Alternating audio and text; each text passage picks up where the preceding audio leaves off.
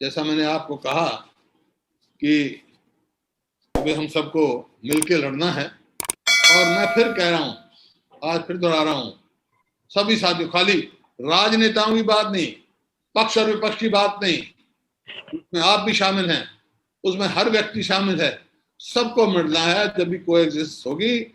और नो, अब तीसरी लहर का भगवान से यही है कोई ना आए, लेकिन उसके लिए भी तैयारी अभी से रखनी पड़ेगी।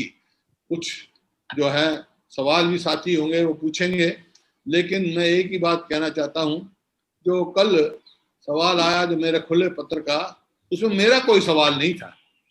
सवाल वही थे जो लोग पूछ रहे थे, सवाल वही थे जो बेचारे बेसहाय होके जो असमय जिनकी मृत्यु हुई, किस चीज के लिए, जिनको ऑक्सीजन ऑक्सीजन नहीं मिली, जिनको दवाई नहीं मिली, जो दवाई भी ब्लैक मनी लेस के, जिनको मतलब और सुविधा नहीं मिली, तो उन लोगों के सवाल थे ये।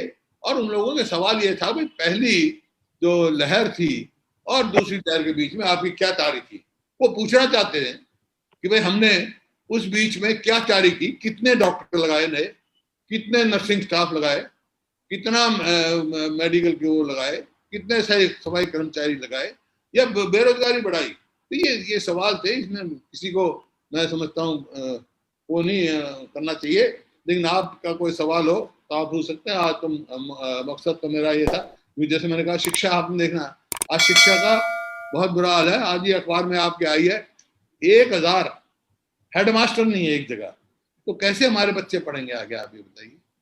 और जो आंकड़े उसमें था, आंकड़े छिपाए जा रहे हैं। भाई मैं तो कुछ नहीं कहता, आपके अखबारों में पढ़ता हूं मैं। देखिए सरकार ने 41 मौतें बनाई, जबकि कोविड में इतनी हुई। आप देखिए इसमें मौतों पर पर्दा, ये आप देखिए इन जिलों में। और ये मैं नहीं कह रहा हूं, खाली मेरे दौर से, ये उनके सांसद हैं भिवानी से, वो क्या कह रहे हैं, देखिए क्या कह रहे हैं। उनके सांसद कह रहे हैं भाई हकीकत को मानने में क्या है, हकीकत मानेंगे तो लोगों का विश्वास बढ़ेगा और आस्था बढ़ेगी और हम सब मिलकर लड़ने में आसानी होगी। ये मैं आपसे कहना चाहता था। आपके कोई सवाल होंगे तो बहुत सारे साथी हैं, डॉक्टर साहब दिखाई दे रहे हैं और अपना राम सिंह जी दिखाई दे रहे हैं मेरे को। राम सिंह बराड़ जी पहला क्वेश्चन करना चाहते हैं, सवाल करना, राम सिंह बराड़ जी करना चाहते हैं। नमस्कार हुड्डा साहब। नमस्कार जी, नमस्कार। हुड्डा साहब, 2 छोटे छोटे क्वेश्चन हैं। एक तो नेता प्रतिपक्ष के तौर पे जिस तरह से लोगों को दिक्कतें आई, चाहे वो ऑक्सीजन को लेकर थी, चाहे वो दवाइयों को लेकर थी, चाहे वो बेड को लेकर थी, चाहे वो वेंटिलेटर को थी, और जिस तरह से एक सिस्टम बनाया गया कि अगर इंजेक्शन की जरूरत है तो वो सीएमओ पे जाएंगे, डीसी पे जाएंगे, फिर वो कमेटी होगी, फिर वो कमेटी पास करेगी। लोग ऐसी बुरी हालत में, जब मरीज को कोई अटेंड करने वाला नहीं, उसके पास बेड नहीं है, उसके पास मतलब दवाई नहीं है, उसके पास वो चक्कर काट रहे हैं डीसी और उनके, तो उस जो प्रबंधों को, जिस तरह का सारे सिस्टम पे आप नेता प्रतिपक्ष के तौर पे सरकार को कितना किसमें समझते हैं कि समर्थ रहे, असमर्थ रहे, फेल हुई सरकार? देखिए मैं कोई इसमें वो नहीं करूंगा, आज आलोचना नहीं करूंगा, लेकिन यह है कि मैंने अपने लेखों द्वारा, अपने पत्रों द्वारा ये सबसे पहले कहा था कि टास्क फोर्स बनाई जाए जिसमें डॉक्टर, जजेस, एडमिनिस्ट्रेटर्स, पॉलिटिकल जो आदमी हो, और सारा काम टास्क फोर्स पे जो छोड़ा जाए ताकि उसको संभाल सके। एक आदमी कोई भी नहीं कर सकता है। तो ये मैंने कहा था, अगर ये ऐसा करते तो शायद ज्यादा माफ आता। लेकिन फिर भी इन स्पाइट ऑफ दैट मैं कोरोना से संक्रमित था, फिर भी जितना भी हो सका टेलीफोन पे चाहे संवेदनाएं दी लोगों को, चाहे और कहीं से इंतजाम कराने की कोशिश की।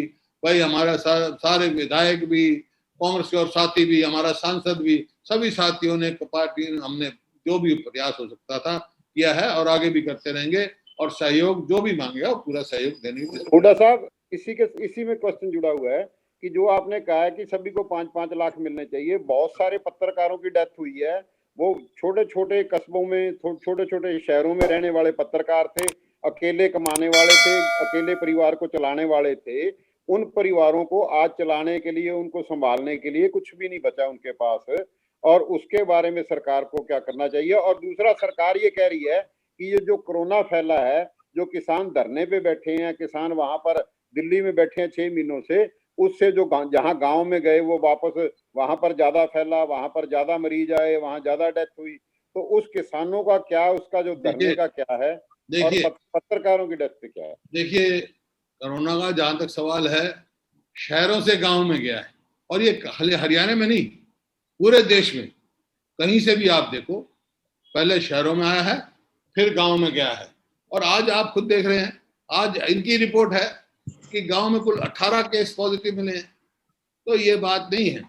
वे इसी वास्ते जो मैंने कहा था कि भाई कृषि है, किसान है, कोई अपने प्रदेश के नहीं, बाहर से बैठे हैं, यहाँ क्यों बैठे हैं। अगर उनको मतलब बातचीत करके सम्मानपूर्वक समाधान करना चाहिए, ये जिम्मेवारी है। मैं तो बल्कि खुले पत्र में ये लिखा था मुख्यमंत्री के रूप में कि आपकी जिम्मेवारी है, क्योंकि हरियाणा की भूमि में बैठे हैं, आपने रोके थे, नहीं तो चले जाते, आपने दिल्ली जाके अपनी बात कह के चले जाते, शायद हो सकता था उनकी बात सुनवाई होती। तो आज जिम्मेवारी है भाई उनका वकील बन के सम्मानपूर्वक कोई समाधान निकालें, इससे बीमारी फैलेगी, कोई वो नहीं है, इसमें कोई दो राय नहीं। हालांकि मैं हर बारी यही अपील करता रहा ग्रामीण लोगों को भी और सबको कि भाई जो कोरोना प्रोटोकॉल है उनको फॉलो किया जाए। गांव में हुक्का पानी भी बंद करने का मैंने किया, बहुत लोगों ने कर भी दिया, और बहुतों ने नहीं भी किया होगा, लेकिन जो हम कर सकते थे करें। वो जो ये मुख्यमंत्री जी ने भी अपील की होगी, लेकिन इस चीज का समाधान भी तो निकालना चाहिए। इतने लोग बैठे हैं तो इनकी बात लेकर इनका सम्मानपूर्वक समाधान कोई ना कोई निकालने का प्रयास करना चाहिए।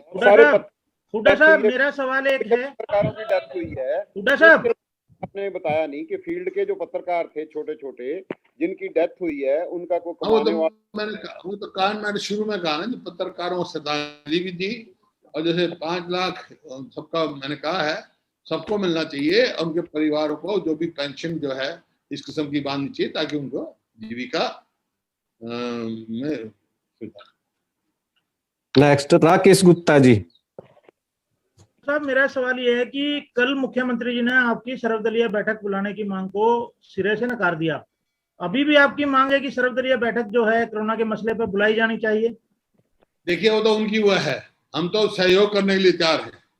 अब उन्होंने कहा, यहाँ तक कह दिया कि भाई मैं तो उसका जो खुला पत्र लिखा था उसको जवाब देने लायक नहीं समझा, नहीं जवाब देगा। फिर प्रेस कॉन्फ्रेंस में क्या कहने की बात थी, लेकिन असली बात क्या है ये नहीं है। असली बात ये है कि जवाब है ही नहीं उनके पास, जवाब है ही नहीं, जवाब है ही नहीं।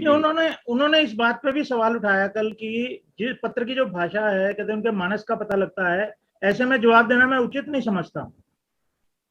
नहीं, कौन सी है ऐसी भाषा जो मैंने लिखी? ये जो मेरा संवैधानिक अधिकार है, अगर मैं मुख्यमंत्री जी को कहता हूँ आप वकील बनो, किसानों के इनका सम्मान वो निकालो समाधान, इसमें कौन सी ऐसी मानसिकता की बात है भाई? और ये जो सवाल ही नहीं पूछे उनका जवाब भी दे रहे हैं। मैंने ये तो नहीं कहा भी आप कब तक रहेंगे मुख्यमंत्री, कौन रहेगा, 29 तक रहेंगे। अरे ना ये उनकी बस की बात, ना मेरे बस की बात, ये तो लोगों की मर्जी है ना। अब देखो ना, पार्लियामेंट के चुनाव हुए, 10 की 10 सीट बीजेपी को गई, 80 कुछ महीने के बाद विधानसभा को तो वो 80 से घट के 40। ये तो वक्त की बात है ना, तो लोगों की मन की बात है। मैं तो प्रजातंत्र में यकीन रखता हूँ, जो लोगों को फैसला में सदा मंजूर किया, आज हमारे को जहाँ बैठा रखा, हम अपना नैतिक और संवैधानिक अधिकार निभा रहे हैं। तो इसमें वो नहीं होना चाहिए इतना क्या कह सकते हैं आप, एक किस्म से कोई ऐसी बात नहीं थी जो उनके चेहरे पे झलक आई ऐसी। और ये तो प्रजातंत्र है भाई, उनका अधिकार है, मेरा अधिकार है। मिलके जुलके देख, लड़ाई जो है कोरोना की, वो किसी एक पार्टी की, एक वर्ग की या किसी की नहीं है, पूरी मानवता की है भाई, सबको इकट्ठा रहने का कोएग्जिस्ट और नो एग्जिस्टेंस, कोएग्जिस्ट और नो एग्जिस्टेंस का फार्मूला लेके आपको सोच के चलना पड़ेगा। ये तो इसमें कोई दो राय नहीं है। हरीश मानव जी।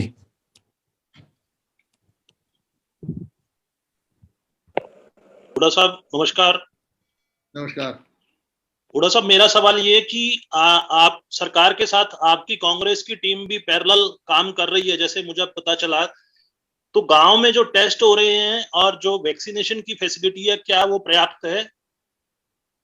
मैंने बताया ना वैक्सीनेशन कितनी हो रही है गांव में, और टेस्ट का स्क्रीनिंग आज की रिपोर्ट है, उनके इतनी स्क्रीनिंग हुई है, टेस्ट कितने हुए हैं उनका पता नहीं, क्यों टेस्ट की इतना गांव में है ही नहीं, इतना प्रावधान नहीं है, लोग आ भी नहीं रहे हैं। लोगों को मैंने बार बार अपील किया आप आओ भी, दोनों बात है। तो अब टेस्ट स्क्रीनिंग का किसी जिले में तो कितनी है, कहीं कितनी है, मतलब स्क्रीनिंग का मेरे को मतलब नहीं, टेस्ट में और स्क्रीनिंग में क्या अंतर है।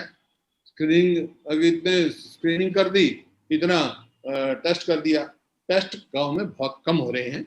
और कोरोना के वो जो ज्यादा मरीज हैं, खुद स्वयं मुख्यमंत्री जी ने कहा कि गांव में 50-50 गुजरे, तो वैसे ही थोड़े गुजरे, कल ही का 1% है। तो ये आंकड़ा थोड़ा ही है, 8,000 आंकड़ा जो बताया उन्होंने, 65% लोग तो